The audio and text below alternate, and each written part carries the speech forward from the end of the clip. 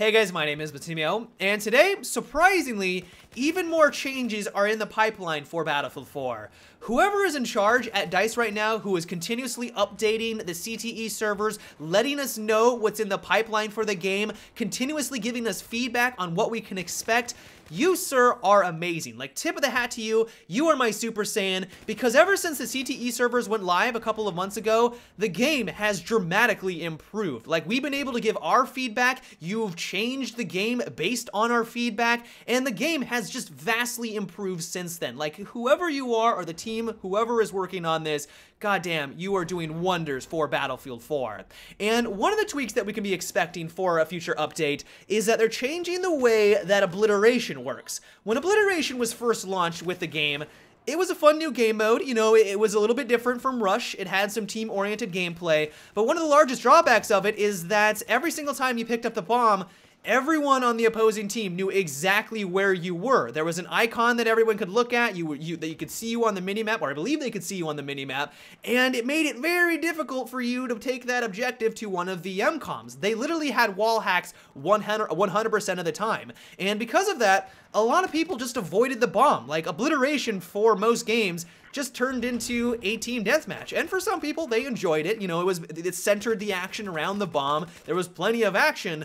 But for a team-oriented game, which obliteration is all about, because the bomb icon was always on the person that carried it, it wasn't all that enjoyable because they literally had wall hacks on you. You round the corner, they knew exactly where you were, and you were gonna get blazed by 1,000 different directions. Like, it just wasn't the best gameplay experience. And so the way that DICE is trying to alleviate this problem is, instead of having it constant, or the bomb icon being constant, every 5 to 10 seconds, it will reappear. And so if you have some fancy footworking, you're moving around, you're trying to make yourself a harder target, the enemy won't know your exact position 100% of the time. This may not be the final fix on to make obliteration a more enjoyable game mode, but this is definitely a step in the right direction. And honestly, this has been something that gamers have been wanting or requesting for this game mode for a very, very long time. And the fact that they're finally bringing it in gives me hope that there's going to be more obliteration maps running. One adjustment that is definitely worth mentioning, that while isn't going to be added in with this update, but is going to be in the pipeline,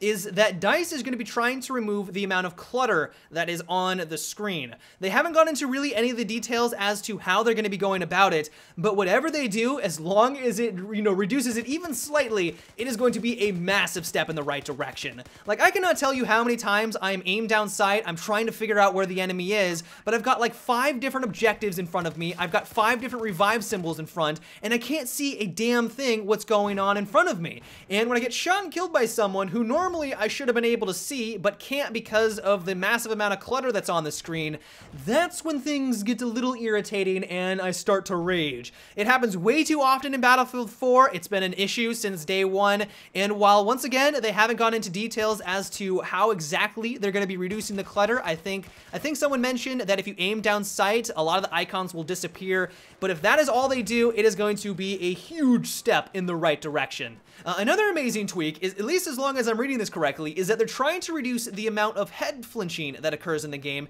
at least in the animation department. I don't know if you guys are aware of this, but if you go for a headshot on someone, you hit them right in the dome piece, their head flinches. It's, they're trying to make it realistic. If you got shot in the head, I'm pretty sure your head would do more than just flinch, but your head flinches downward, and so if they go for a consecutive another headshot on you, they usually miss because your head flinched down, their bullet is then gonna fly over your head, and they're not gonna be able to kill you outright with that second headshot.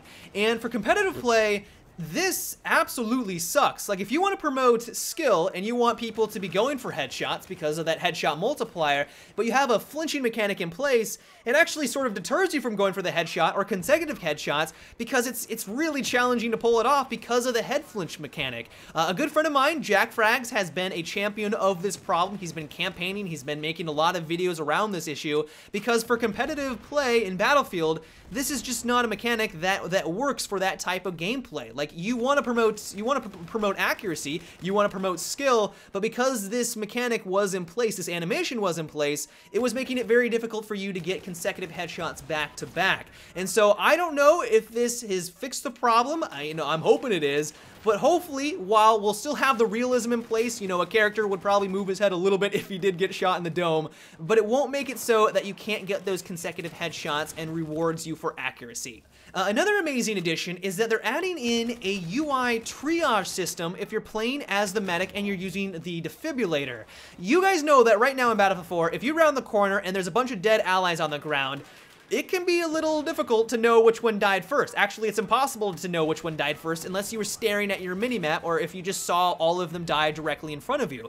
But if you round the corner and you didn't know who died first, it can be challenging to get all of them up because one of them may spawn in faster than the others, and so you may not be able to get everyone back on their feet. And so the triage system is going to be added into the game, which will hopefully alleviate this problem because it will literally give you a countdown on who is going to die before the others. And so if you round the corner and you see one of the countdowns is nearing the end, you can revive him first and go for the others later, knowing that you're going to be able to get everyone back on their feet. This seriously is awesome. Like, this has been something that I know people have been wanting all the way back in Battlefield 3, and the fact that it's being added into Battlefield 4, especially with the way that the revive mechanics work in Battlefield 4, because you have to charge up your paddles, and it would be nice to know if you have time to charge up your paddles.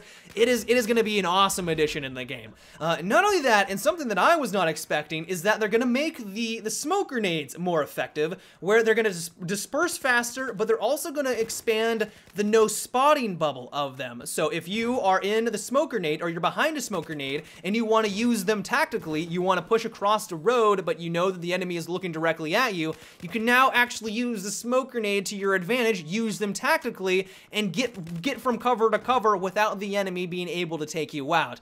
In all honesty, I almost completely forgot about the smoke grenades in this game because no one uses them, and that's just simply because they just really weren't all that useful. Like, maybe every once in a while, if you're trying to switch things up and you're going with the infrared night vision loadout and you're taking advantage of the smoke that way, yeah, the smoke can be somewhat useful, but realistically, if you're trying to use it tactically, how it's meant to be used, because you could essentially spot your enemy through the smoke, there really wasn't any incentive for people to use it. And so I'm hoping, I'm crossing my fingers that this is a tweak needed to make the smoke grenade finally a more viable option. I don't think it's going to make it overpowered. I don't think we're going to see people tossing this thing left and right. It's not going to become the grenade of choice, but I'm crossing my fingers that this is now going to make it viable enough where you now see people using it tactically, and it will give them an advantage on the battlefield. And the last major change that's happening with this update is that they're once again trying to improve rush on a bunch of their maps. They are moving around some of the MCOMs, they're moving around some of the spawns, so it's a little bit easier for the offense and defensive team on some of the bases.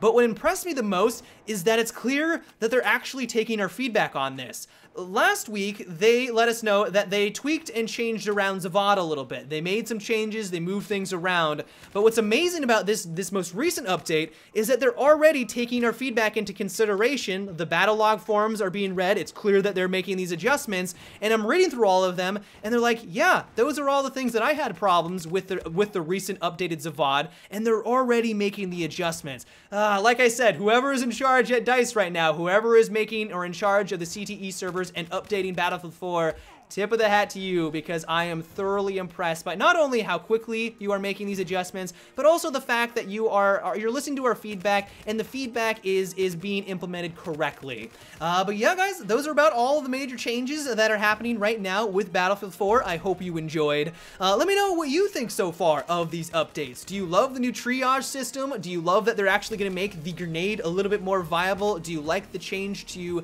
the head flinching mechanics? Let me know down below. But until tomorrow, guys, have a good one and take it easy.